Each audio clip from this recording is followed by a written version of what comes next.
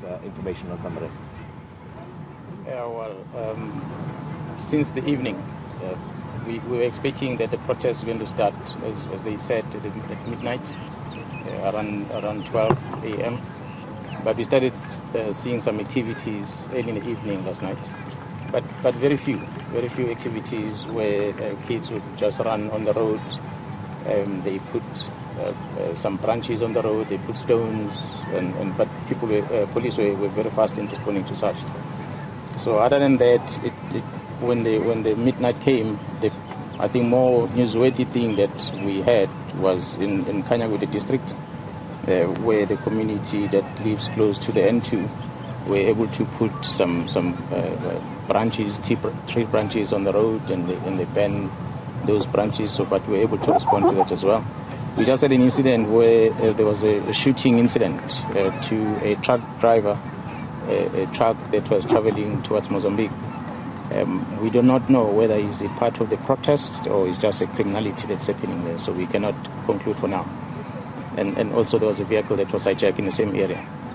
And that's just about what happened in the north. There was a small incident also with, I think, 2 branches that were put on the road on the N3 just south of Moy River, which they also set it alight. There's a small village at the start of Moy River, but the police were able to respond quickly on that and they removed it.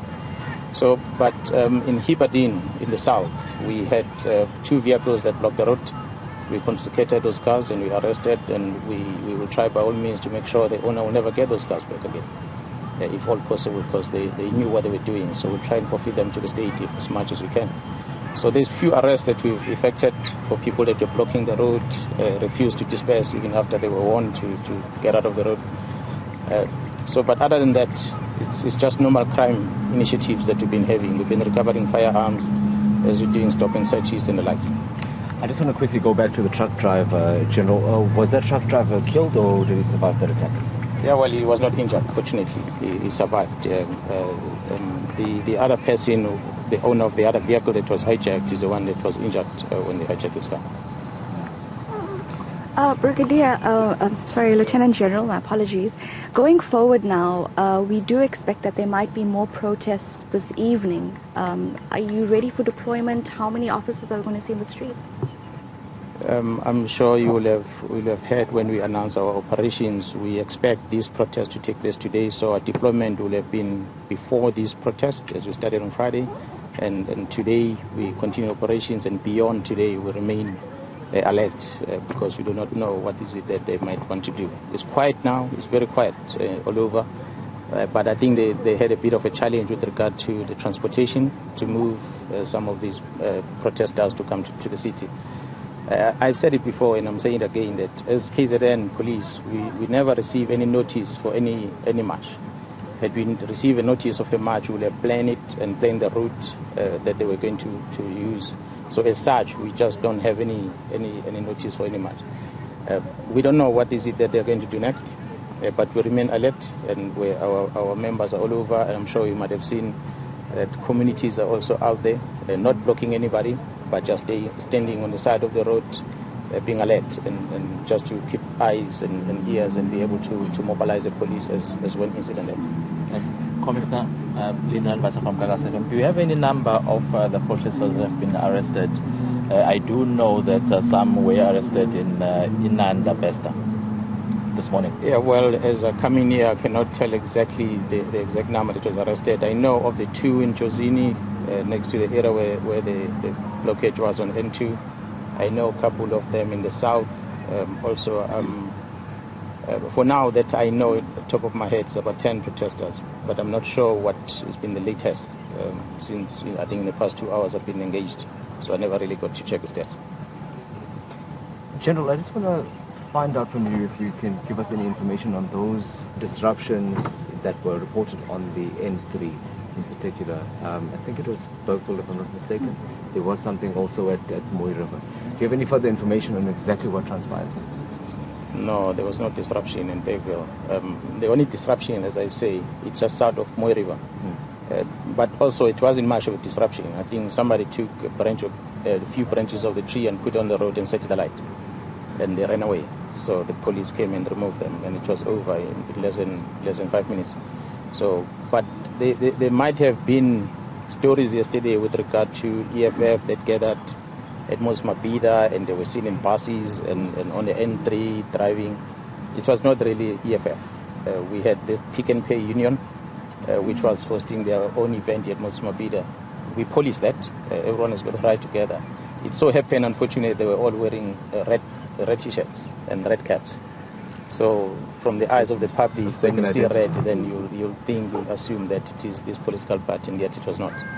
So they did what they did yesterday. After that, they got into the buses and they traveled to different parts of the country. Presidential Commissioner, just a question from my side. This morning there were disruptions in Nhlanhla. The M25 in particular was closed off.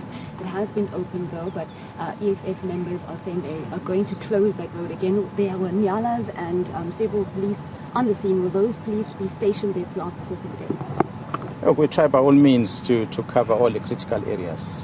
That area specifically has got a shopping center, a small shopping center for the community there, and a garage. During 2021 unrest, it was one of the badly affected areas.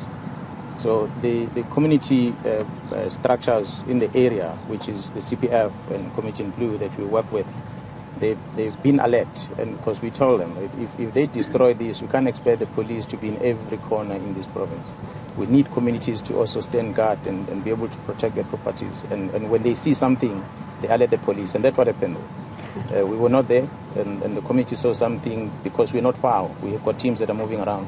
That's why the police were quick there. Sorry, Commissioner, can you just talk to us about the toll gates? Are people able to go through our tolls? Are they safe? Do we have patrols there?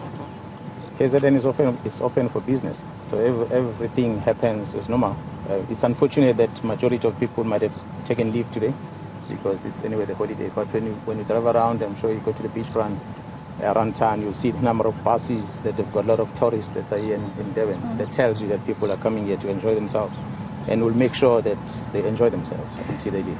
Commissioner, how much has this entire operation cost to the police in KZN? Well, I can't put figures for now because I have not necessarily do the maths, but I haven't done the maths on that. The figures of those that we mobilize, the members that ordinarily they would have been on rest days that you have to call in so that they are able to help us in protecting the citizens.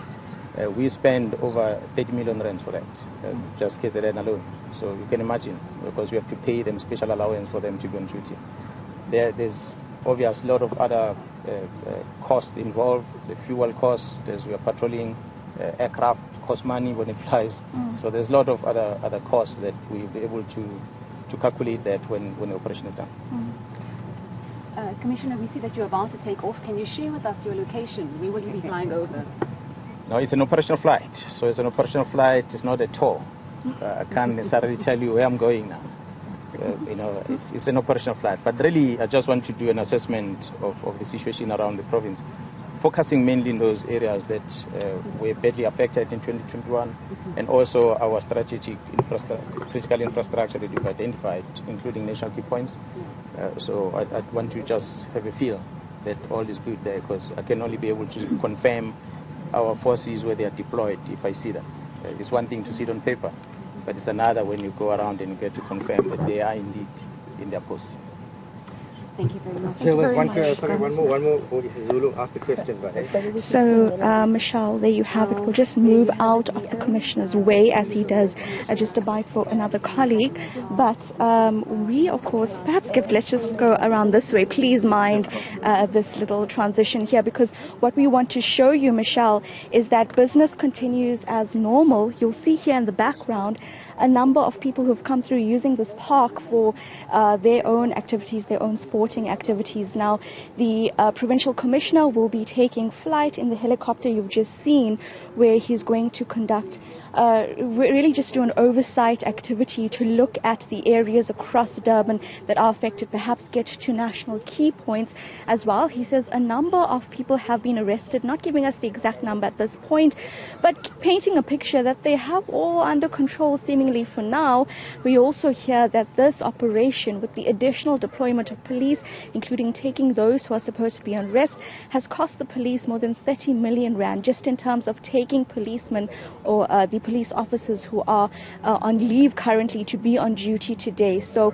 of course we do understand that this is then definitely a costly affair, not just for KZN police but nationwide. We'll keep you updated throughout the day. Corinda Dragmahan, thanks very much indeed. An update there from the KZN Police Commissioner.